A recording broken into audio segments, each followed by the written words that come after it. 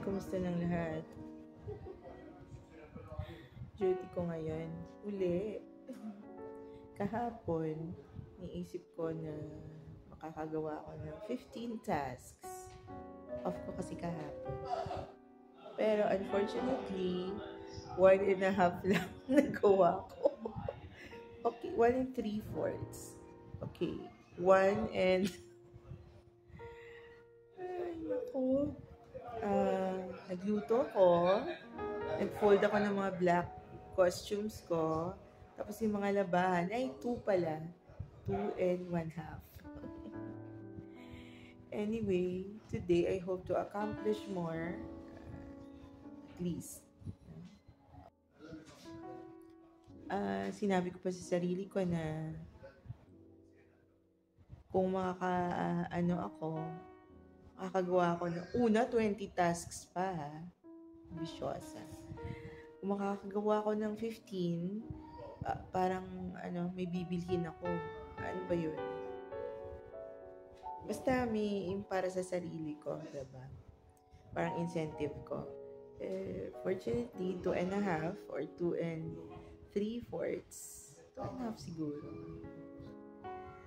The rest, kumain ako, natulog ako, usap ako sa bahay, sa friend ko. Ano pa ba?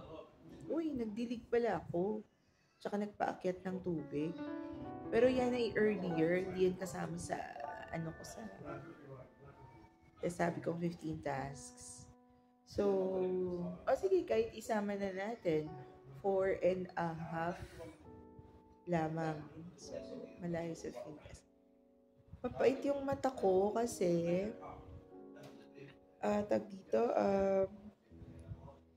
naglalagay ako ng sunblock every labas ko, diba?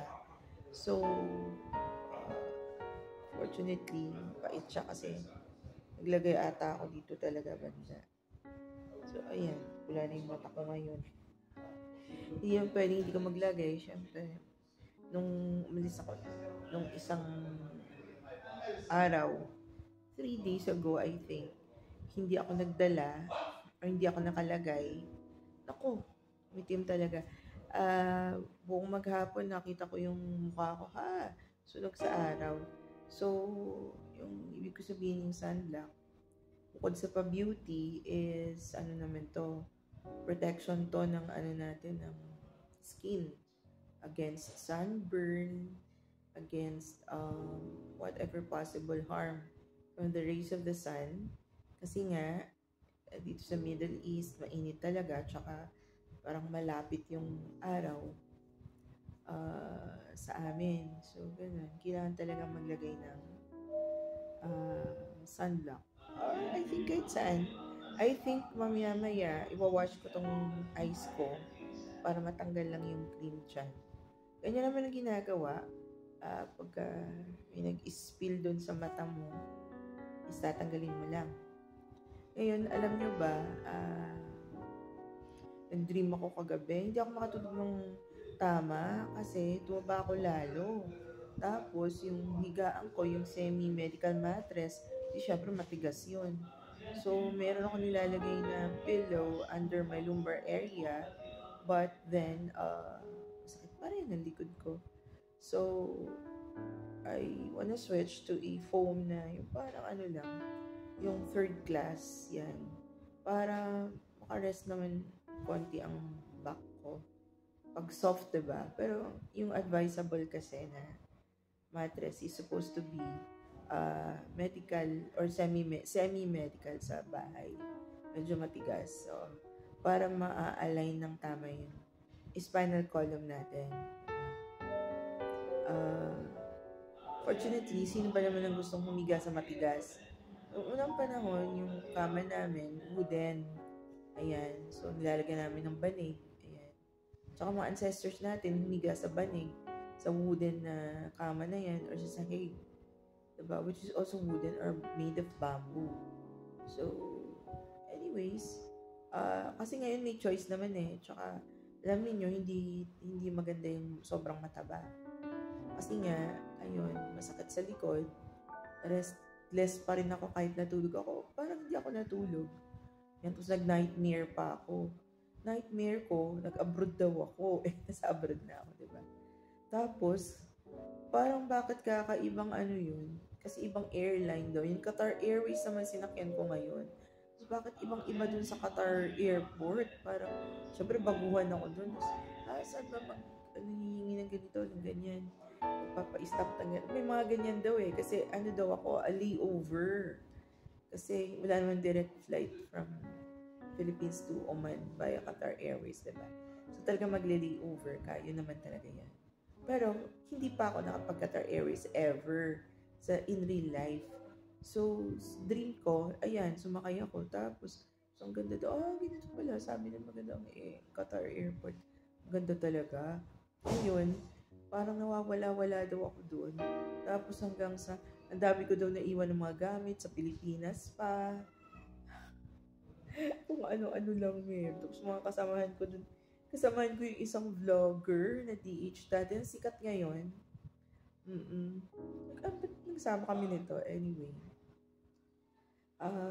Those are yung mga plans ko. I need to lose weight kasi, my God, 15 kg niregain ko from before. Nag-lose ako ng 10 before. Niregain ko 15. So, it's not, kahit 10 na lang ulit, it's okay. Parang hindi talaga siya, acceptable. Okay? Sa health natin, tsaka, my God. I think it affects the mood also. For me, it affects my mood. Una, I can't wear the right kind of clothes. Tsaka, ayan, hirap huminga. Mabagal kang lumakad, mabilis kang mapagod siguro. At end times, kaya lang lagi nasabay na kasi ako, kaya hindi ko yung mararamdaman. But when I go to places, I can feel it na mabilis akong mapagod ka na. Oo nga, so, well, matagal na ako hindi nag-exercise. Simula nung yung mama ko ay very sick na. I started to be so much sick. Hindi naman very sick. Nito lang siya naging very sick nung 2 months before. 3 months ago, yun lang. Hanggang sana matay nga siya. Anyway, I'm still mourning. Siyempre, hindi naman mawawala yun. Pero, fortunately, God is with me. God has prepared me. God prepared everything about this. Gusto kong mag-talk about this next time. How he planned things for me. For this particular situation. Ito lang talaga. Marami naman akong hiningi sa kanya na before hindi rin nag-grant. Pero this one, he granted and he prepared for me. Itong pag-alis ng mom ko, yung grievance, yung grievance ko, I think he prepared this well for me. Such that hindi naman ako masyadong nadidepress dito, kahit na expected na pagbalik dito, syempre nag-iisa na lang ako. Tapos, syempre, yun ay napaka lungkot na situation, diba? Pero still, ako dito, coping ako dito. Which is better than I think I should. Diba? Kasi, syempre, lahat naman tayo, hindi lang ako, lahat tayo, pagka namatayan, nawalan ng loved one, kahit hindi namatay, magsasuffer tayo ng kahit hindi naman matindi, pero kahit konting depression, diba? Fortunately, ako, hindi naman. Nagmo-mourn lang talaga ako. Sabihin na, parang hindi ako ganun ka happy and open, diba? Kaya ko naman mag-joke. Ayan, normal naman akong tao. Fortunately, okay. Mabuti nga. Pero hindi yung mood ko na masaya, na parang yung festive mood, hindi ganon. Ano lang, I think sad, siya, parang katulad ng natural na mourning period, ganyan. So, hindi ka happy, sad ka dahil nawala ang family member mo or loved one mo, pero hindi naman yung talagang sobrang iyak ka ng iyak, ganyan. Ayan. Yung phone na yan, hindi ko yan sinasagot kasi minsan di naman yan para sa akin. International phone kasi ito eh. Pwedeng sa labas. Anyway, see you later. I guess may mga pasyente na nasa queuing section, so tatawagan ko na sila. God bless.